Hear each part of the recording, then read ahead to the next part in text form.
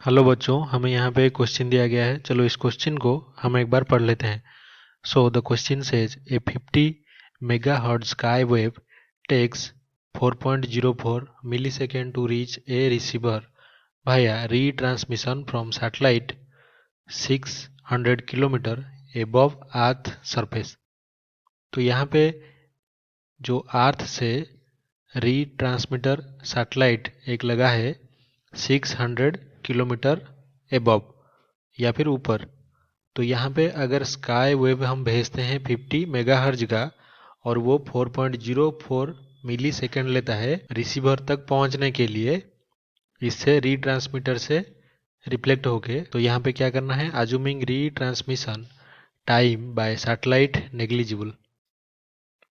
तो जो retransmission mission time जो है, मतलब हमारा जो सैटेलाइट लगा है उससे जाके वापस लौटने में वहाँ पे जितना टाइम हमारा सिग्नल बिताता है, तो उसको नेग्लेक्ट करके हमें डिस्टेंस फाइंड करना है सोर्स और रिसीवर के बीच में। तो सबसे पहले हम क्या करते हैं, यहाँ पे हमारा जो सैटेलाइट है, तो ये हमारा सैटेलाइट और यहाँ पे हमारे अर्थ के सरफेस पे ये हमारा सोर्स और ये रिसीवर। तो सिग्नल सबसे पहले सोर्स से निकल के सैटेलाइट तक जाता है, फिर सैटेलाइट यहाँ पे रिसीवर तक इसको वापस भेजता है।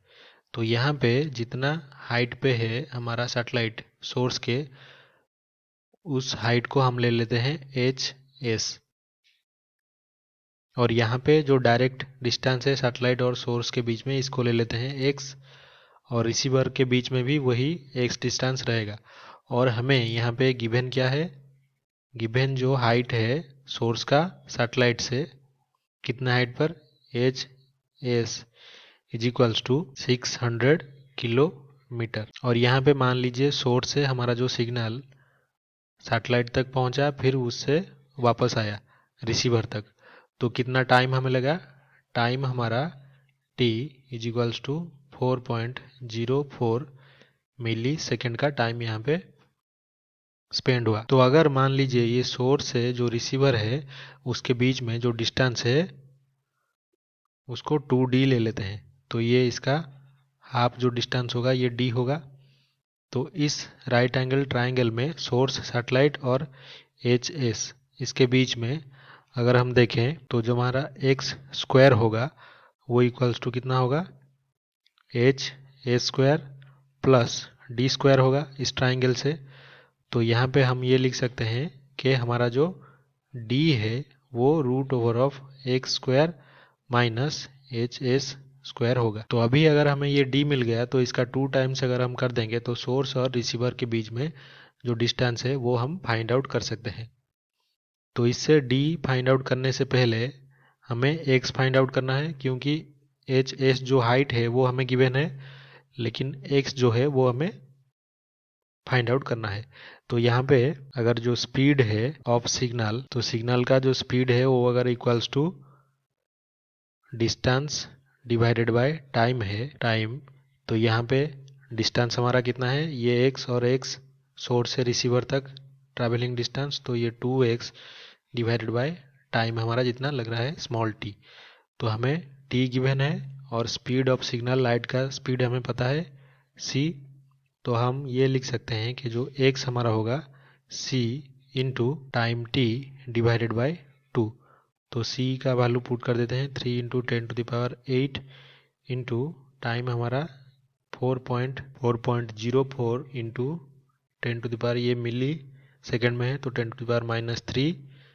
तो इसको डिवाइडेड बाय 2 और कैलकुलेट करने पर हमारा जो x है वो 606 किलोमीटर। तो हमें यहाँ पे x मिल गया, तो x की वैल्यू इस इक्वेशन में अगर हम पुट कर दें d equals to root over of x square minus h square, तो हमें d की वैल्यू मिल जाएगा। तो हमारा d होगा is equals to root over of x square, यानी कि 606 स्क्वायर माइनस एच हमारा 600 है तो 600 स्क्वायर और इसका स्क्वायर रूट, तो ये हो जाएगा 85 किलोमीटर। तो हमें d मिल गया 85 किलोमीटर, लेकिन सोर्स और रिसीवर के बीच में जो डिस्टेंस है सो डिस्टेंस इसके बीच में between source and receiver, source and receiver, this will be equals to 2 times D, जो कि 2 इंटू 85, तो ये हो जाएगा 170 किलोमीटर। तो यहाँ पे जो हमारा फाइनल आंसर निकल के आया 170 किलोमीटर, ऑप्शन बी के साथ ये मैच कर रहा है, तो ऑप्शन बी इसका सही उत्तर होगा। तो आई होप कि आपको ये समझ में आया होगा। Thank you.